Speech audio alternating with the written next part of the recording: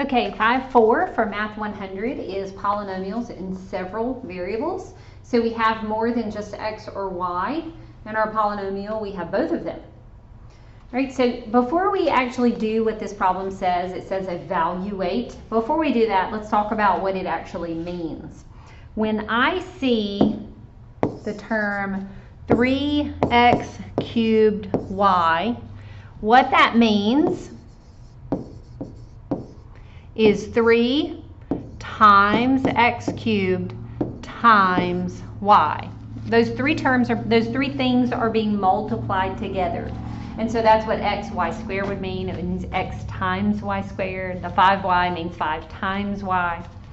Just to make sure that we understand there.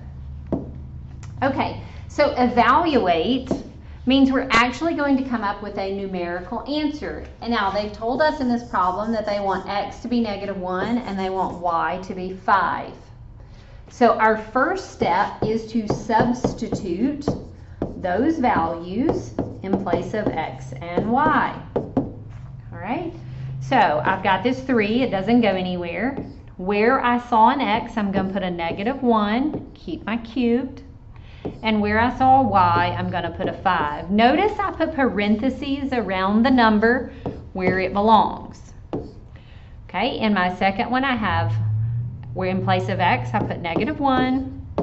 In place of y I put 5, and I still have that squared. Plus, still have this 5. In place of y I put 5, and then I have plus 6. So let's just make sure we all are completely clear here. All right, I'm going to draw some lines through this, so it's going to look a little messy when I'm done. All right, so there's the 3. Instead of x, I put -1. Instead of y, I put 5. Okay, I substituted the -1 in place of x, the 5 in place of y. And then I did the same thing on the next one. Where this said x, I put -1. Where it said y, I put 5. Okay? The next one, this 5, I brought it down. And then where it said y, I put 5. And then that last number over there, that 6, it just comes down. So now I'm able to work my problem. I've got everything substituted in where it belongs. And so now algebraically, I do what it says, making sure to use order of operations. So order of operations, that's the please excuse my dear Aunt Sally. The first thing I'm going to do is the cubed. So this 3 comes down. -1 cubed is -1. Okay, so that's the first thing I take care of. In my second term, 5 squared is 25. All right, so I've taken care of all of my exponents. Everything else is just going to come down. Right, and now I'm ready to multiply. So 3 times -1 times 5 gives me -15. -1 times 5 gives me -25. 5 times 5 is plus 25. And then bring down my plus 6. Now, order of operations, we add and subtract left to right. So first I'm going to do -15 minus 25, and I get -40.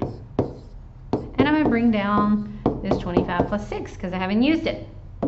The only thing I did right there was I put these two together to get the 40. So the 25 and the 6 come down. All right, now I'm actually going to do the -40 plus 25, and I get -15. And bring down my plus 6. So now I have -15 plus 6, and I end up with -9. So the solution to this problem is -9. All right. Moving on. All right, so in my math lab, they're going to ask you some things about the coefficient and the degree. Remember we went over those things in section 1. Let me just look back and make sure we actually went over. Yeah, we went over degree and coefficients, and we even made ourselves a little table. So we're going to make a table very similar to what we did before, right? So our next problem is going to say, determine the coefficient of each term. I'm going to write the directions just so we can see exactly what it's going to look like. Determine the coefficient of each term.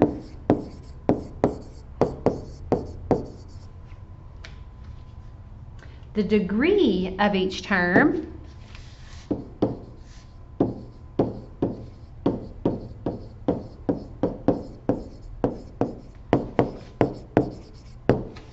And then the last part of the question says, and the degree of the polynomial.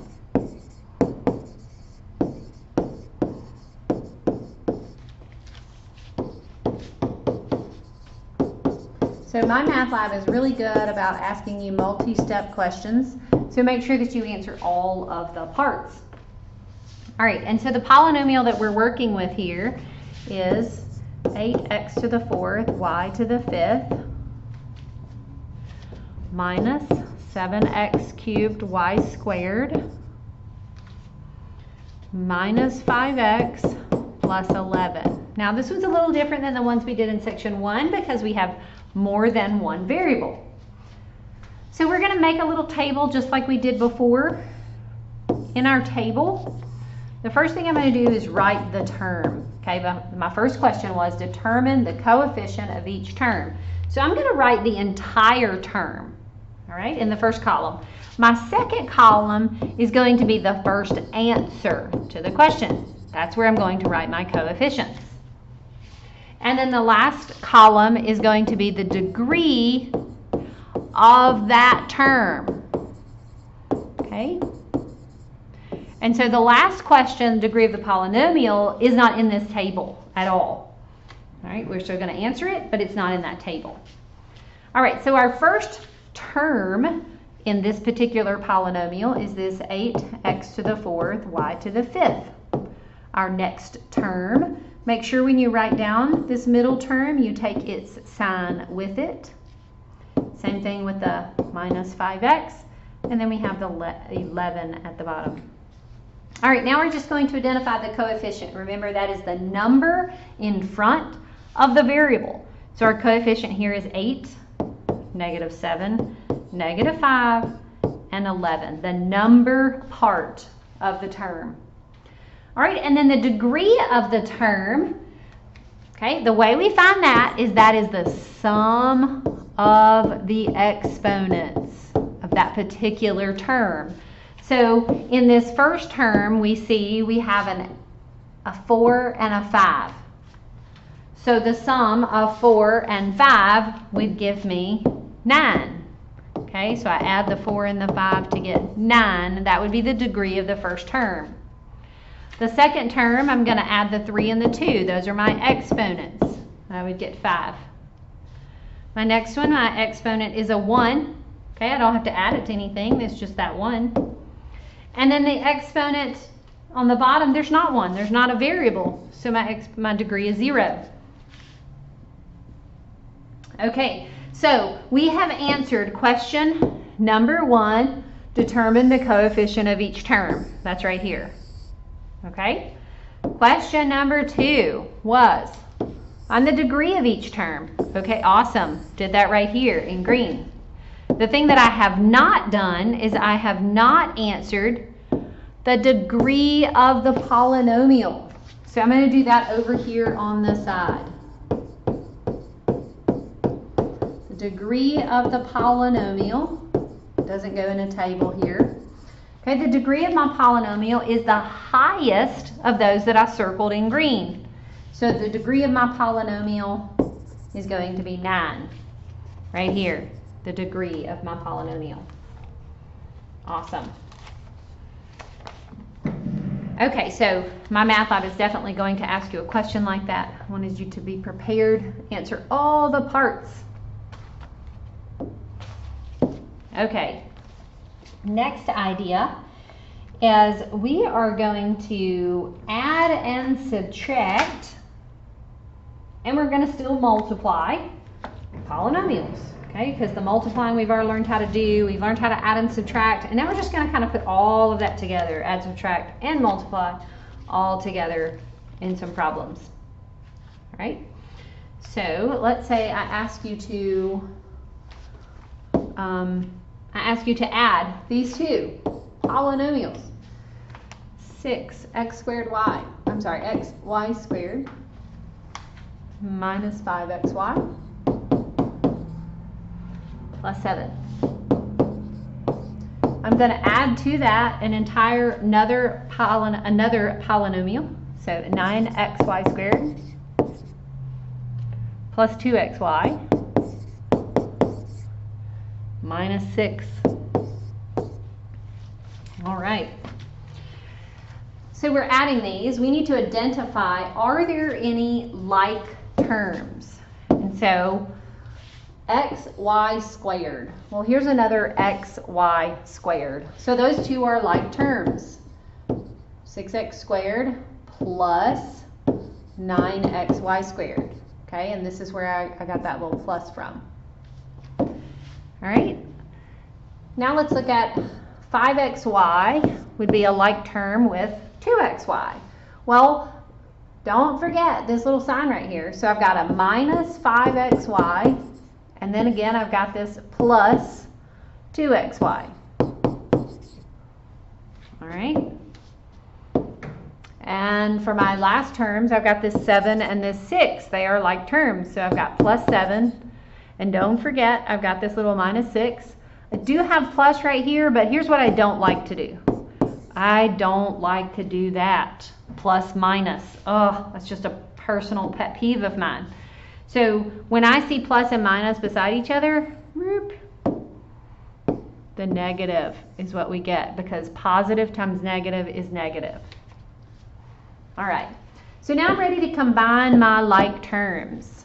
All right, so 6xy squared plus 9xy squared, 15xy squared. Notice that my variables do not change, just the coefficients change. All right, and then I have negative 5xy plus 2xy gives me minus 3xy. All right, and then I have plus 7 minus 6 gives me plus 1. So this would be my final answer to this particular problem. 15xy squared minus 3xy plus 1. We have just added some polynomials that have different variables. Okay, let's do one where we have a subtraction with different variables.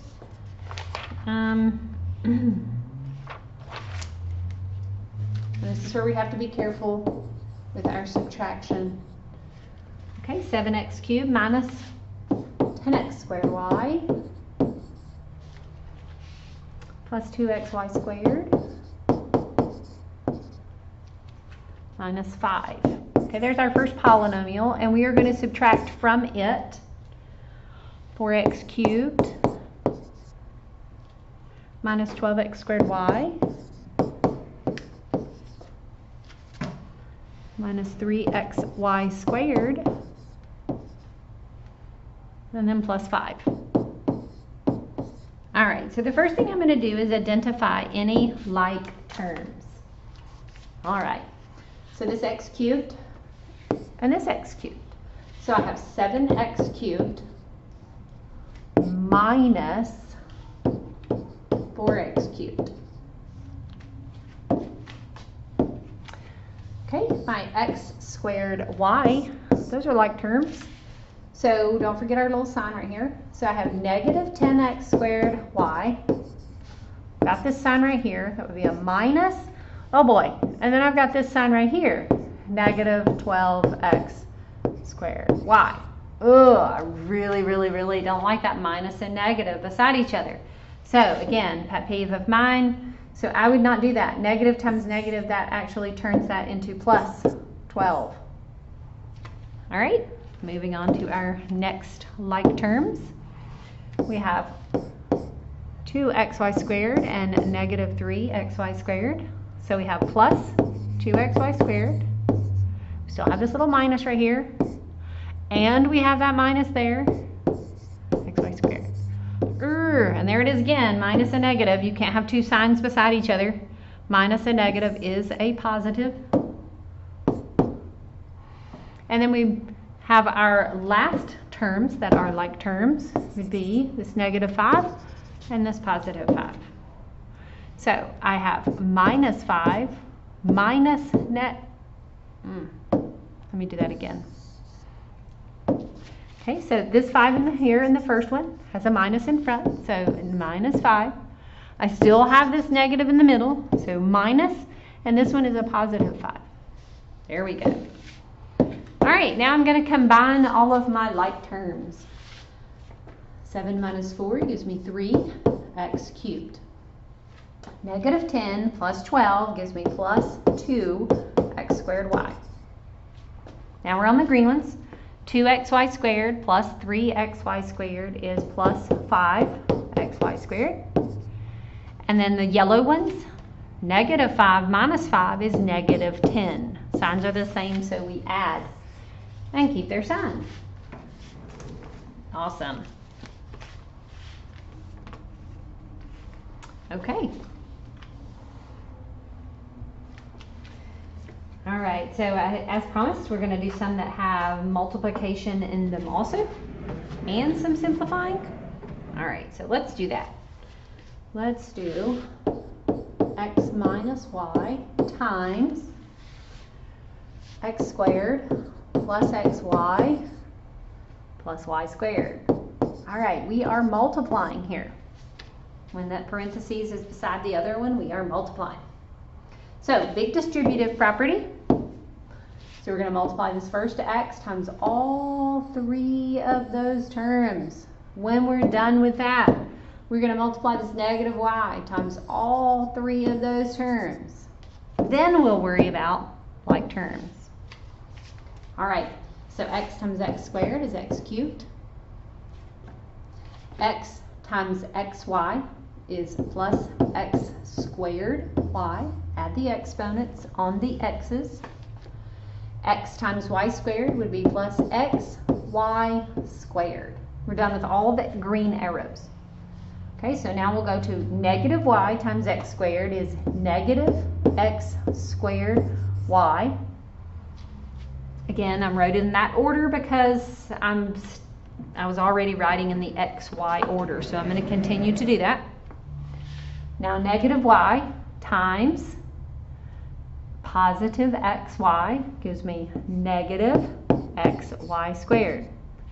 Negative y times positive y squared is negative y cubed. All right. Looking for like terms. Now be careful because these get a little crazy with x and y. All right, here the squared is on the x. So here's its like term right there. Squared is on the x. All right. On this one, the squared is on the y. Squared is on the y. Awesome. So I think I have them identified. X squared, x cubed does not have a like term. It will come down. All right, so my x squared y, one of them is positive, one of them is negative, so that gives me 0. The ones underlined in blue, one of those is positive, one of those is negative. Again, that gives me 0. And so the only thing I have left is minus y cubed. So that would be my solution. All right. So just be careful with your multiplying. Make sure you're adding exponents when you multiply, and make sure you're looking for like terms at the end of the problem and simplify.